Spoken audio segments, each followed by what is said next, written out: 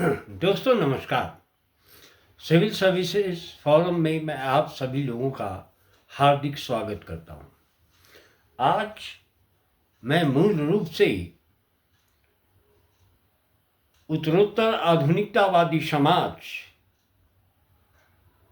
खास करके उत्तरोत्तर आधुनिकतावादी भारतीय समाज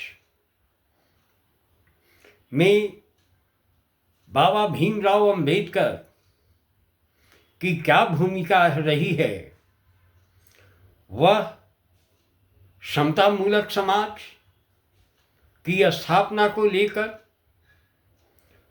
14 अप्रैल 1891 से लेकर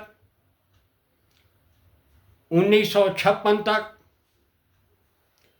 भारत के कोने कोने में जो अस्पृश्यता की स्थिति बनी हुई थी, जिसे अंबेडकर ने स्वयं जिया था। बाबा साहब ने अपने वैचारिक तंत्र में, मंत्र में ज्योतिबा फूले, नायकर जैसे चिंतकों के विचारों को अपने जीवन में आत्मसात करते हुए भारत की ऋग वैदिक परंपरा से होते हुए और 6th सेंचुरी BC में बौद्ध धर्म और जैन धर्म की स्थापना से होते हुए अशोक प्रियदर्शी, कुषाण और महिलाओं की पदस्थिति, और उसमें भी अस्पृश्य महिलाओं की पदस्थिति गुप्त शासनकाल के दौर में जो विकसित हुआ था, और मुस्लिम काल में खास करके 750 AD से लेकर 1206 तक, और 1206 से लेकर के 1707 तक, अर्थात औरंगजेब के काल में अस्पृश्यता, अछूत, हलखोर जैसी भाषाओं, शब्दावलियों का जो प्रयोग किया जाता रहा है या किया जाता रहा है, उन शब्दों का अर्थ बाबा साहब भीमराव अंबेडकर स्पष्ट रूप से जानते थे। इतना ही नहीं, उपनिवेशवादी व्यवस्था 1757 से लेकर 1858 तक जो विकसित हुई, उसमें अस्पृश्यों की स्थिति, अछूतों की स्थिति, शोल्कनों की स्थिति क्या थी, ये सब का मंथन उन्हें मन मस्तिष्क में किया, और करने के बाद में जो अस्पृश्यता, अछूत, शोल्कन, हलखोर जैसी शब्दावलियां थीं, उन शब्दावलियों को सहते हुए अपने जीवन को कैसे परंपरागत भारतीय मूल्यों के साथ तारतम्य स्थापित करते हुए और आधुनिक तंत्र के बीच में, जब से साम्राज्यवादी व्यवस्था की स्थापना 1858 से भारत में हुई, वहां से लेकर के 1935 तक अछूतों की पदस्थिति क्या थी, उस पर व्यापक रूप से उन्होंने अपने वैचारिक तंत्र को विकसित किया। इसीलिए भारतीय हिंदूवादी धार्मिक व्यवस्था के अंतर्गत जाति व्यवस्था के तहत सामाजिक संस्कृतिकरण की धारा को अपनाने का विवेकशील ढंग से कार्य करने का कार्य आरंभ किया। भारतीय धार्मिक हिंदूवादी व्यवस्था की प्रकारवादिता और अप्रकारवादिता का भी गहन अध्ययन किया और बौद्ध धर्म का भी व्यापक रूप से अध्ययन किया।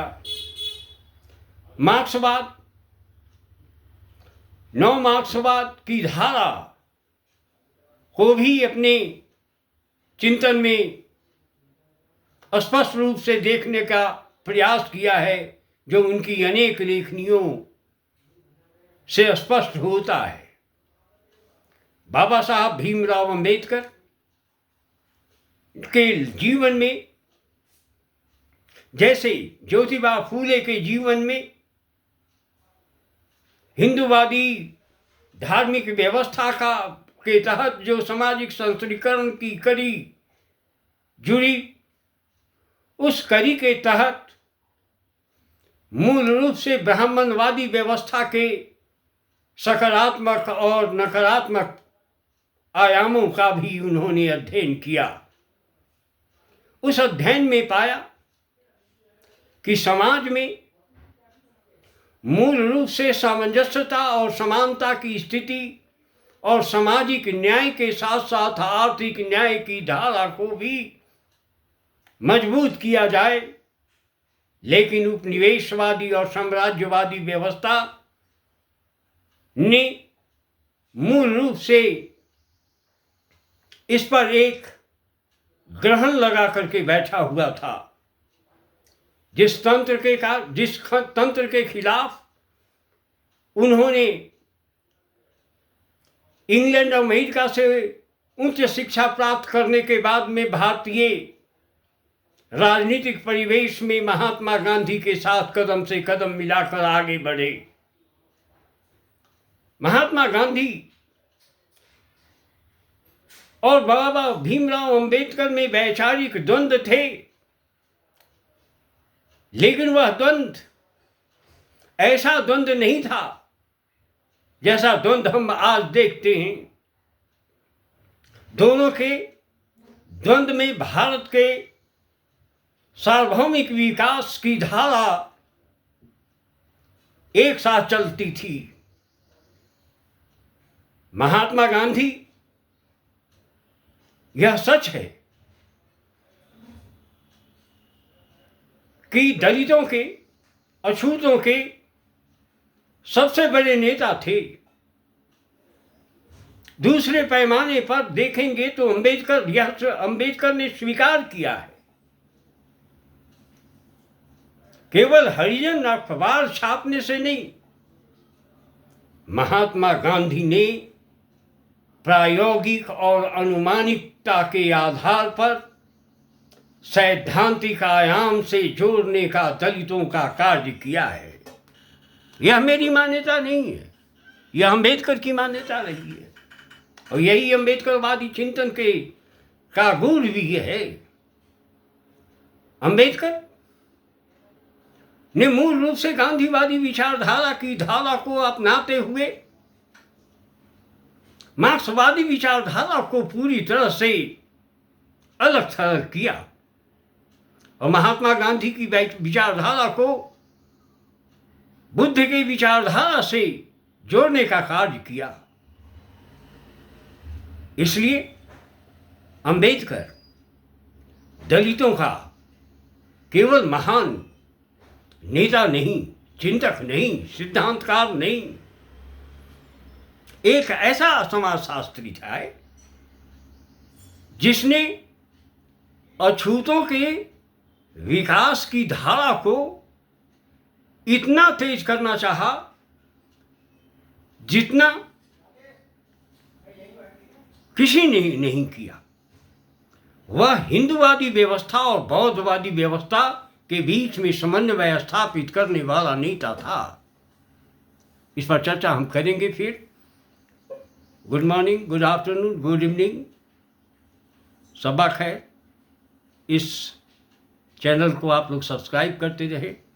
आप लोगों ने काफ़ी अच्छा व्यूज़ भी दिया है, लाइक भी दिया है, और इसे आप लोग स्वीकार कर रहे हैं, इसलिए आप लोगों को थैंक यू वेरी मच।